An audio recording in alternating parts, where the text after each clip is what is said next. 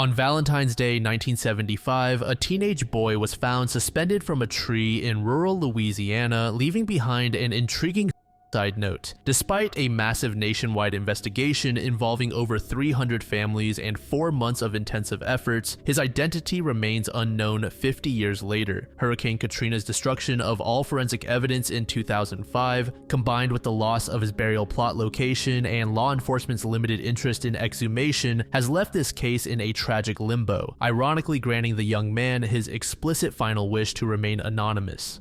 The evening of February 14th, 1975 began normally by all accounts. Valentine's Day had brought cold, overcast skies to the region. An unnamed couple was driving along an isolated farm road that cut through dense woods between Louisiana Highway 23 and the Mississippi River near the small community of Bellechasse. This area had thick vegetation, moss-draped trees, and was sparsely populated and infrequently traveled. As they navigated the winding dirt road, something caught their attention, a flash of white or pale color visible through the tangle of branches and moss. At first, it may have appeared to be nothing more than fabric caught in the wind or perhaps a piece of debris. However, something about the sight compelled them to stop and investigate further. Approaching on foot, the couple found themselves standing before a persimmon tree from which hung the body of a teenage boy. A bedsheet had been fashioned into a crude noose and secured to a sturdy branch above. The body was suspended several feet off the ground, indicating the teenager had climbed the tree himself. There were no signs of struggle or violence beyond the act itself. There were no drag marks in the earth, no indication that the teenager had been brought to the location against his will, and no evidence of any other person's involvement.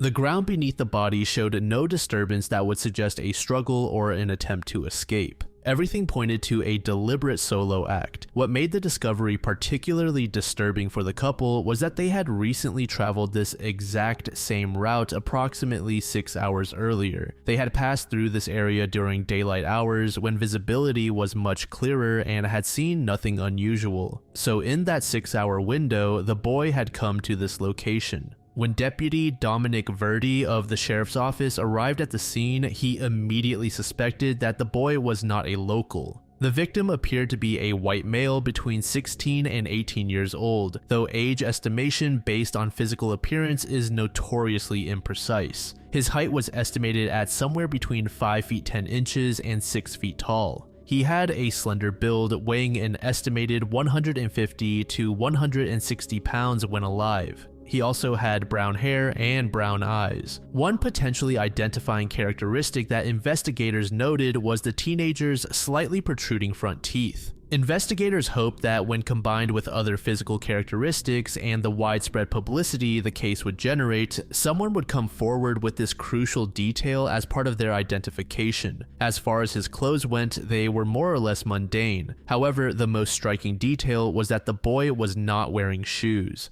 Louisiana in February, while not experiencing harsh winters, still sees temperatures that make walking barefoot uncomfortable, particularly in the evening hours. The barefoot detail took on additional significance when combined with the bedsheet that was used to conduct the incident. This led some to suggest that the teen came from psychiatric hospitalization. However, this theory remains speculative. The teenager might simply have removed his shoes before climbing the tree and left them somewhere else, or lost them during his journey to this location. Inside his trousers, investigators found a small cleaning tag marked with the notation DD44. In the 1970s, dry cleaning establishments often used alphanumeric codes to track customers' clothing pieces through the cleaning process. These tags served as claim tickets and organizational tools, ensuring that clothing returned to the correct customer. The DD44 marking potentially represented a crucial clue. If investigators could determine which dry cleaner used this particular coding system, they might be able to trace the pants back to a geographic area or even a specific customer. However, without a comprehensive database of codes from across the United States, and with no way to know whether the pants had been purchased new or secondhand, this clue proved difficult to pursue. While the physical evidence from the teenager's body and clothing provided some clues, it was the contents of the sealed glass jar that would transform this case. There were several pages inside, and the handwriting was neat and legible. The pages showed no signs of rushed writing. The note was addressed simply to Mom and Dad. This opening is interesting, as you will soon learn. The individual instructed authorities not to identify him to those same parents, yet these notes were intended for them. This apparent contradiction would fuel decades of speculation about his true intentions and psychological state. Rather than brief explanations or apologies, the teenager had composed what amounted to a philosophical essay on his decision to end his life. He cited Emile Durkheim, the French sociologist who conducted studies on suicide as a social phenomenon. The mere fact that a teenager in rural Louisiana in 1975 was familiar with Durkheim's work suggested a higher level of education. Durkheim's writings on the topic were primarily studied in college-level sociology courses, suggesting the teenager had either attended or at least read material from higher education. The letter began with gratitude. He wrote, "You have provided me excellent advantages and privileges and experiences. I am extremely grateful for all of your sacrifices, time, and support." Immediately after this came what he perceived as his betrayal. He said, "I am now repaying you with an arrogant act. In this light, I do see it as criminal. I can only hope that you see that it was me who caused it." He called his decision an arrogant act, suggesting he understood it could be perceived as supremely self-centered, putting his own escape from suffering above his parents' inevitable pain. The notes continued by explaining his psychological condition and touching on topics of existentialism, saying, "I never did develop into a real person, and I cannot tolerate the false and empty existence I have created." The boy explicitly recommended that his parents, quote, "see a psychiatrist in order that you might understand my death and my life. Ask thoroughly about what I was, and you will see that it is not tragic that I am gone, but more natural than if I continued." This sentence has provoked decades of speculation and interpretation among researchers and amateur investigators. The line, "what I was," had led some investigators to suggest that it was alluding to his sexual orientation. During the 1970s, homosexuality was heavily stigmatized and had only recently been removed from the Diagnostic and Statistical Manual of Mental Disorders. Others have interpreted this as reference to severe mental illness, perhaps schizophrenia, bipolar disorder, or another chronic condition that he believed would make genuine life impossible. The statement that his death was more natural than if I continued might reflect a belief that his particular type of mental illness was incompatible with a meaningful life. In a subsection he explicitly titled "Why You Should Not Feel Responsible," the boy provided what amounted to a psychological self-assessment. He wrote, "I was born with a definite pervasive melancholy. What frustrated me most in the last year was that I had built no ties to family or friends. There was nothing of lasting worth and value. I led a detached existence, and I was a parody of a person, literally and figuratively." The time reference in the last year suggested that his isolation and detachment had either worsened recently or had come to his conscious awareness during that period. He might have completed high school or moved away from home for college in the preceding year, finding himself unable to form new connections in a new environment. He then offered a statement that has become one of the most quoted parts of the notes. He said, "I didn't tell jokes, I was a joke." He saw his entire existence as ridiculous, something to be laughed at rather than taken seriously. Whether this reflected his own assessment or internalized judgments from others, it spoke to a complete absence of self-worth and human dignity. The next statement said, "I am a bomb of frustration and should never marry or have children. It is safest to defuse the bomb harmlessly now." He added, "I do not want to bother with being a reformed and cured person limping through life. I am this self-centered." The line about being reformed and cured suggested that he could have been previously exposed to some type of professional treatment. Continuing, another part of the note said, "I am no longer interested in the world and know that it is not following this message to his parents." The audience shifted from the parents to law enforcement. He began by saying, "You are bound to preserve domestic peace and order." He then provided his argument against identifying him. "If you pursue who I was and spend hundreds of dollars, you will accomplish little. There are no legal consequences of my death or any kind of entanglements. All that can happen is that you will shatter the domestic peace and order of 2 innocent lives. Do not deprive them of the hope that their missing son will return." He concluded his instructions saying, "Let me be, let it be as if I wasn't ever here. Simply cremate me as John Doe." But of course, this John Doe's wishes could not be honored. Upon discovery, an immediate investigation was launched. The subject's fingerprints were collected and circulated to law enforcement agencies throughout the United States. Authorities hoped that matching these fingerprints against databases would quickly establish an identity. However, no matches were found, indicating the young man had never been arrested or served in the military. The Associated Press ran a national story about the unidentified victim and his controversial note, generating widespread media attention. The philosophical nature of the letter, combined with the tragic circumstances and the boy's explicit request for anonymity, captured public imagination. The response was overwhelming. More than 300 parents of missing sons contacted the Plaquemines Parish Sheriff's Office, each hoping and simultaneously dreading that the unidentified teenager might be their missing child. To help with identification, authorities made an unusual decision. The teenager's body was embalmed and placed on public display at a funeral home in Algiers, Louisiana.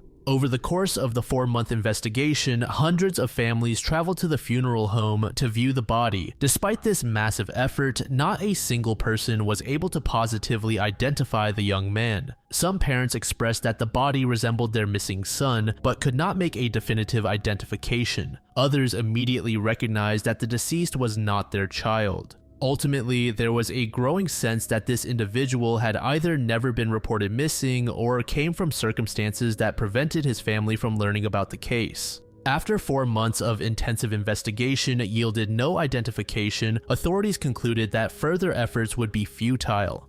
On June 12, 1975, John Doe was laid to rest in Woodlawn Park Memorial Cemetery in Gretna, Louisiana. He was buried in an unmarked grave, though not cremated as he had requested. One interesting aspect of the investigation was the potential link to a 19-year-old named Charles Wallace Jr., who had gone missing from Memphis, Tennessee in late 1974. Wallace's disappearance occurred only months before John Doe was discovered, making him a plausible candidate based on the timeline alone. According to reports that circulated amongst enthusiasts of the case, Wallace's dental records were compared to those of John Doe and showed compatibility for a potential match. The specifics of this match were never clearly documented in surviving public records, leaving ambiguity about whether it was a definitive match or merely consistent characteristics. However, when Charles Wallace's mother traveled to Louisiana to view the body at the funeral home, she adamantly stated that the deceased was not her son.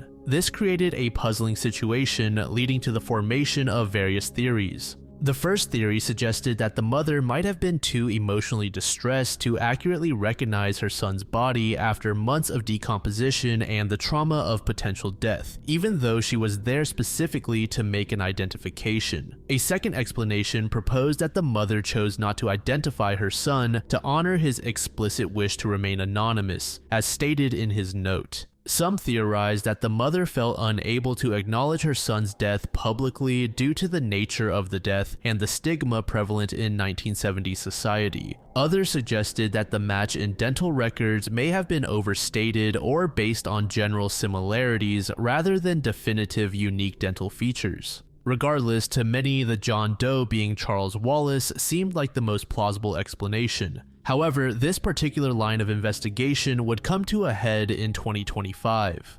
In September of last year, Othram Laboratories announced a breakthrough identification. Skeletal remains discovered in a field near Route 79 in Lee County, Arkansas in 1977 had been identified through advanced DNA testing as Charles Wallace Jr. The identification definitively ruled out Wallace as a candidate and raised new questions about the comparison process that had seemed so promising decades earlier. The identification, while providing closure for one family, simultaneously reopened questions about John Doe's true identity and highlighted how plausible seeming leads can ultimately prove false. With this possibility eliminated, attention has increasingly focused on Bayard William Cousins, a 22-year-old who disappeared from Virginia Beach, Virginia on February 1st, 1975, exactly 13 days before John Doe was discovered. The proximity is striking, as it would have provided just enough time for someone to travel from Virginia to Louisiana. Cousins left his residence while his parents were out of town, leaving behind only a brief note telling them not to worry about him. No further trace of him was ever found. He was never reported to have been in Louisiana, and no evidence connects him to the Bellechasse area, yet the circumstantial elements align in intriguing ways that have made him the subject of increasingly serious speculation among researchers. According to the Charlie Project and other missing persons databases, Cousins presented a detailed profile that warrants careful examination. He was 22 years old at the time of his disappearance, but was frequently mistaken for younger, appearing perhaps in his mid to late teens.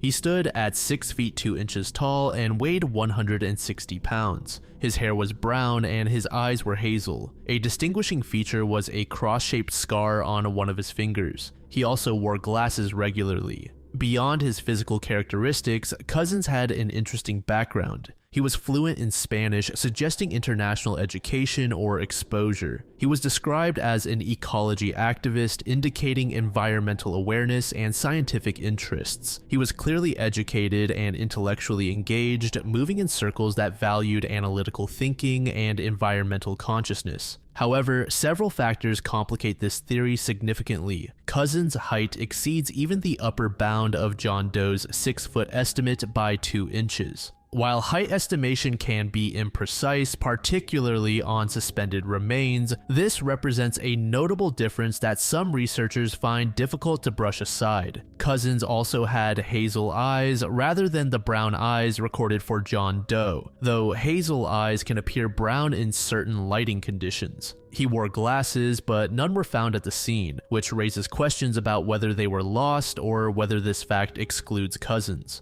But John Doe was also missing shoes, so the absence of certain items does not necessarily exclude candidates. Most significantly, no evidence suggests Cousins had any ties to Louisiana or any reason to travel there. Unlike Charles Wallace, whose mother had the opportunity to view the body and whose case has received renewed attention, Cousins has no documented connection to anyone who viewed John Doe's body. As of January 2002, he remains missing, and he has never been officially ruled out as John Doe. Without DNA comparison, which requires locating and exhuming John Doe's remains, Cousins' status as a potential match remains speculative, albeit the most compelling theory currently under consideration by researchers. The case would see another major event on August 29, 2005, when Hurricane Katrina made landfall on the Gulf Coast, causing catastrophic damage to Louisiana and neighboring states. Plaquemines Parish, located at the southernmost point of Louisiana where the Mississippi River meets the Gulf of Mexico, suffered some of the most severe impacts. Storm surge and flooding devastated the region, destroying government buildings, homes, and critical infrastructure.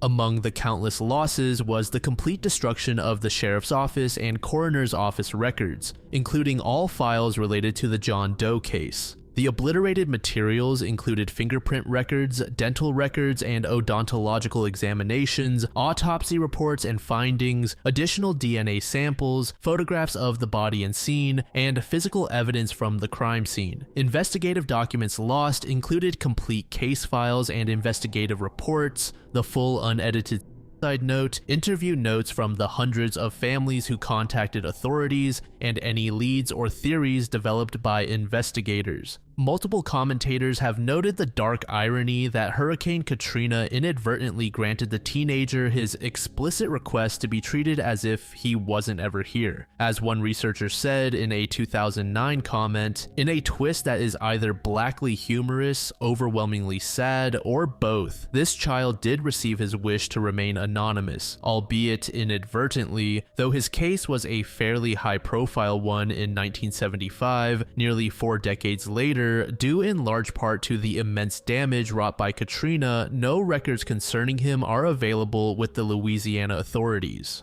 The destruction was so complete that the case effectively ceased to exist in official databases. While it is established that John Doe was buried at Woodlawn Park Memorial Cemetery in Louisiana, the specific location of his grave within the cemetery remains unknown. The grave was unmarked, and cemetery records that would pinpoint the plot location were among the documents destroyed in the hurricane. This has created a frustrating situation where his remains are somewhere in the cemetery, but the exact burial site cannot be determined without extensive invasive search methods. While cemetery records might contain plot numbers or maps, the loss of these records means the cemetery would need to conduct a physical search or rely on the memories of individuals who were involved in the burial in 1975, individuals who are now elderly or deceased. Adding to the confusion, conflicting information exists about what happened to the body. Most sources share what I just stated about resting in an unmarked grave in Gretna.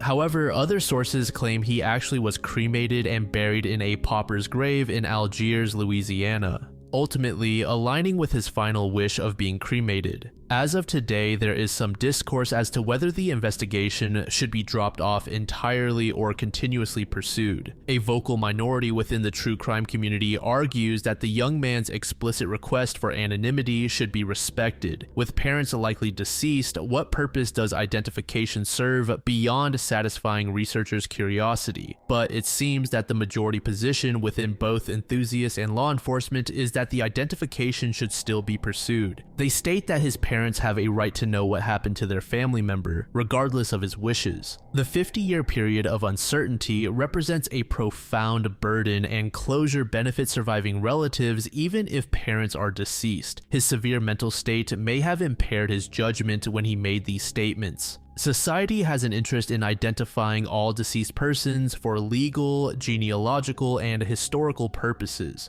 A frequently expressed sentiment in unidentified persons research is that the responsibility to name the nameless transcends individual preferences expressed in crisis. Whether his name will ever be restored remains uncertain. The technical capability exists, the legal and administrative pathways are available. The question is whether anyone with authority will decide that a nameless teenager from 1975 deserves the resources, effort, and ethical complexity of identification, or whether he will remain, perhaps fittingly as he asked to be, simply John Doe.